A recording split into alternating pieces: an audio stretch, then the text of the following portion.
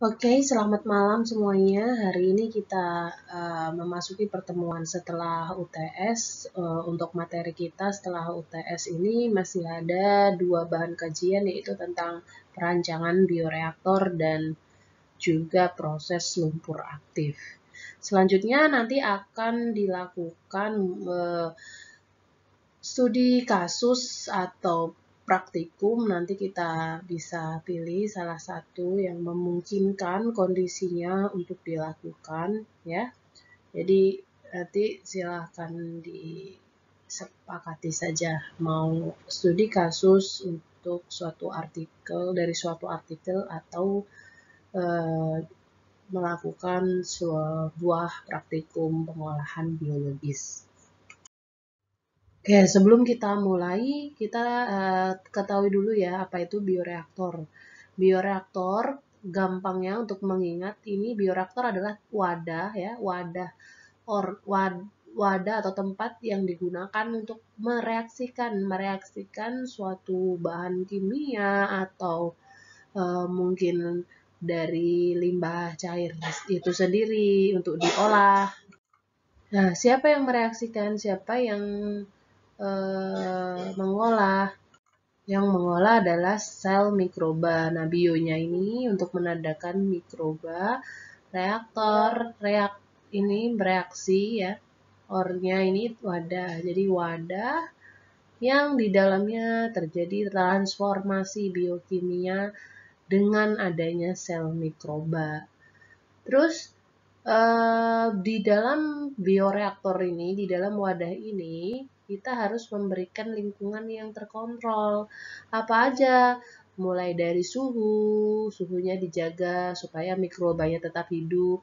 pH-nya, oksigennya, misalnya dia mikroba yang memerlukan oksigen ya, maka oksigennya harus dijaga. Nah, untuk jenis-jenis reaktor sendiri ini ada 3 kriteria. Ada yang menggunakan metode batch, ada yang menggunakan continuous stir tank reactor, dan ada yang menggunakan plug flow reactor. Tapi yang paling sering digunakan untuk pengolahan air limbah itu adalah sistem batch atau sistem continue. Nah, kenapa kok plug flow reaktor ini jarang digunakan? Kalau kita lihat dari volumenya sendiri, baik batch, continuous, atau plug flow, ini paling kecil volumenya. Jadi, plug flow lebih sering digunakan untuk mengolah ini ya, zat yang wujudnya gas. Sedangkan kalau air limbah, karena dia cair ya, membutuhkan volume yang lebih besar, maka penggunaan reaktornya biasanya batch atau continuous. Di mana batch atau continuous ini biasanya berupa tangki ya, wujud reaktornya. Lalu yang membedakan antara batch dan continuous itu apa? Batch itu volumenya, air limbahnya, itu volumenya tetap. Jadi dari awal sampai akhir itu yang diolah itu ya air limbahnya itu ya itu gitu. Beda kalau continuous dia air limbahnya itu terus masuk. Terus masuk dan terus keluar. Jadi ada inlet, ada outletnya. Itu ya bedanya. Kalau batch dari awal sampai akhir volume air limbah yang diolah itu sama. Tapi kalau ini dia berbeda karena air limbahnya ini terus-menerus masuk dan dikeluarkan. Nah, ada juga yang tipe alirannya batch, semi batch gitu. Nah, kalau semi batch itu reaktornya itu ada yang keluar gitu. Jadi volume dari volume awal yang ditambahkan, dia setiap waktu dia diambil untuk dikeluarkan gitu. Misalnya T ke 1 jam ya, waktu 1 jam diambil, kemudian 2 jam diambil, 3 jam diambil gitu. Itu semi batch. Tapi kalau batch itu ya ketika di awal masuk barengan ya, diolah kemudian diambilnya juga barengan gitu. Nah, ini prinsip untuk mengolah atau untuk mengoperasikan sistem batch. Jadi ketika reaktan dimasukkan ke dalam reaktor, ini akan dibiarkan teraduk selama jangka waktu tertentu.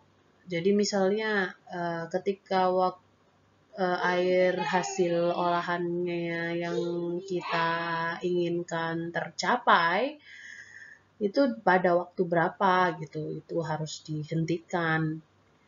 Nah, ketika sudah tercapai hasil olahan yang kita inginkan, maka campurannya ini bisa diambil gitu ya. Jadi reaktan ini dimasukkan ke reaktor terus dibiarkan teraduk secara secara homogen gitu ya, secara merata, dan pada waktu tertentu gitu. Ketika udah mencapai hasil olahan, maka campurannya bisa diambil. Nah, konsentrasi atau komposisi yang ada di dalam reaktor ini konsentrasinya akan berubah seiring berjalannya waktu. Ya, jadi selama 1 jam, misalnya dari awal masuk itu konsentrasinya 1000 mg per liter, kemudian 1 jam kemudian berubah misalnya menjadi 800 mg per liter gitu. Kemudian 2 jam berikutnya berkurang lagi 600 mg per liter gitu. Itu contohnya ya. Tapi itu tadi contoh aja hitungan jam. Nah, biasanya bukan hitungan jam kalau mengolah air limbah, hitungannya hari gitu. Oke? Nah, ini itu maksudnya dari unsteady state. Jadi tidak tetap, komposisinya berubah sepanjang waktu. Tapi pada waktu T yang sama, maksudnya tadi misalnya 1 jam kemudian, ya itu konsentrasi di seluruhnya, di seluruh bagian reaktor ini, di seluruh cairan reaktor ini konsentrasinya sama. Jadi pada waktu 1 jam, semua konsentrasi baik di titik sini itu sama. 2 jam berikutnya juga sama, konsentrasi di seluruh reaktornya. Tapi ketika diambil 1 jam itu akan berbeda dengan 2 jam. Bisa dimengerti ya? Nah, selanjutnya ini untuk yang sistem continue. Jadi, kalau sistem continue tadi juga prinsipnya menggunakan tangki, bedanya dia ada aliran masuk dan aliran keluar. Kalau batch tadi tidak ada ya. Dan konsentrasi yang ada di dalam tangki continuous ini, dia cenderung lebih fluktuatif dibanding dengan tangki yang batch tadi. Kenapa? Karena alirannya, air limbahnya ini masuk terus. Jadi menyesuaikan air limbah yang masuk ini. Kalau air limbah yang masuk konsentrasinya besar, ya maka kemungkinan bisa jadi konsentrasi di dalam reaktornya ini lebih besar gitu. Kalau pas konsentrasinya kecil ya mungkin dia akan lebih kecil. Nah, sistemnya sama juga, dia teraduk secara sempurna ya. Kemudian besarnya konsentrasi yang keluar ataupun produk ini akan sama konsentrasinya dengan konsentrasi yang ada di dalam reaktor. Jadi dalam waktu T tertentu ya, konsentrasi di dalam reaktor ini karena dia teraduk sempurna maka sama baik di bagian sini maupun di mana-mananya. Gitu ya, jadi intinya kalau batch itu karena dia volumenya tetap dari awal sampai akhir, maka konsentrasinya dari T ke T cenderung akan menurun gitu. Dari T-nya ke T1 ke T2 ke T3 itu akan terus menurun. Berbeda dengan ini bisa jadi naik T1 ke T2 itu bisa jadi lebih fluktuatif gitu. Selanjutnya untuk yang jenis plug flow reaktor, ini berbeda dengan sistem tangki tadi. Kalau plug flow reaktor ini tidak ada pencampuran di dalam reaktor yang ke arah aksial ya, ke arah aksial tuh ke arah sini, ke arah reaktor. Tapi pencampurannya ini ya, pencampuran hanya terjadi ke arah radial, ke arah jari-jari reaktor. Nah, ini karena dia mengalir ya, fluidanya ini mengalir, maka ya itu tadi tidak ada pencampuran di fluida bagian depan maupun di bagian belakang. Jadi yang di sini konsentrasinya akan berbeda dengan yang di sini. Nah, selanjutnya kita masuk ke penentuan ukuran atau volume reaktor. Pertama yang harus kita lakukan untuk menentukan volume reaktor, kita lakukan uji laboratorium. Jadi lab scale kita harus lakukan sebelum ke skala yang lebih besar, yaitu pilot scale. Nah, di lab scale ini kita kan menguji ya, air limbah itu bisa terolah pada waktu berapa gitu ya. Misalnya pada waktu 5 hari. Nah, pada waktu 5 hari kita juga memperhitungkan debit ya. Debit itu adalah Q sama dengan volume per waktu. Jadi ketika kita mau mengolah air limbah dengan debit 10 liter, berarti ketika kita naikkan ke pilot scale-nya misalnya 1000 liter gitu. Maka volumenya ini dikali berapa kali lipat gitu ya, berapa kali lipat supaya airnya ini bisa, air 1000 liter ini bisa terolah pada waktu T ini. Jadi katakanlah T-nya ini adalah 5 hari gitu. Nah, berarti V1-nya berapa?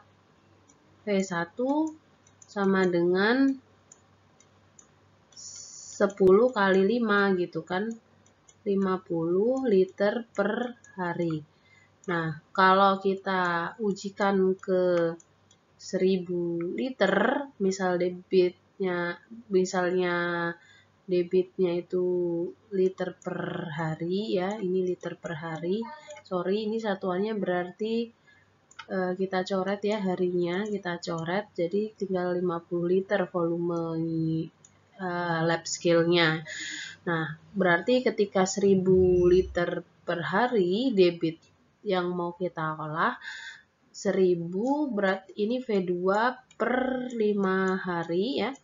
V2-nya berapa? V2 sama dengan 5000 liter. Gitu. Jadi dikonversi aja gitu. Misalnya liter ini kan desimeter kubik ya. Desimeter kubik. Ini berarti misalnya kita gunakan bejana atau tangki ya, unitnya itu tangki, yang mana ini volume tabung sendiri itu luas alas kali tinggi. Luas alasnya adalah PR kuadrat karena dia lingkaran dikali dengan tinggi ya. Tergantung jadi maunya didesain seperti apa. Yang jelas V-nya ketemu 50. Itu untuk menentukan skala lab. Nanti ya berarti ketika menentukan skala pilot scale ya menyesuaikan gitu ya. Nah, pilot scale ini dia udah didesain yang ukurannya sama ketika nanti dia akan diproduksi ke lapangan. ya, ketika digunakan di lapangan, ukurannya ini menyerupai pilot scale. Nah, kalau pilot scale ini kita masih uji cobakan skala yang lebih besar ya. Ini kalau udah oke, hasilnya bisa memenuhi dengan yang kita mau, maka siap untuk diproduksi secara massal. Nah, biasanya nanti dalam mendesain itu ada yang namanya kriteria desain. Kriteria desain itu yang diatur biasanya adalah kedalaman atau tinggi tadi, ya. Kedalaman ini ada di dalam kriteria desain. Misalnya tadi key-nya itu adalah volume ya. Volumenya misalnya udah ketemu 5.000 liter. Nah, tinggal dicari 5.000 liter, luas alas tadi pi r kuadrat, di mana T-nya atau kedalamannya itu misalnya kan di kriteria desain diketahui sebesar 2 meter. Ya berarti kita akan dapat nilai R-nya ya. Ini pi kan 3,14. Nah, R-nya dapat, maka D itu diameternya 2R gitu. Jadi dapatlah luas lingkarannya nanti gitu ya, dengan D-nya sendiri bisa dihitung dengan cara seperti ini tadi. Dan tingginya sendiri ini udah ada di dalam kriteria desain. Gitu ya.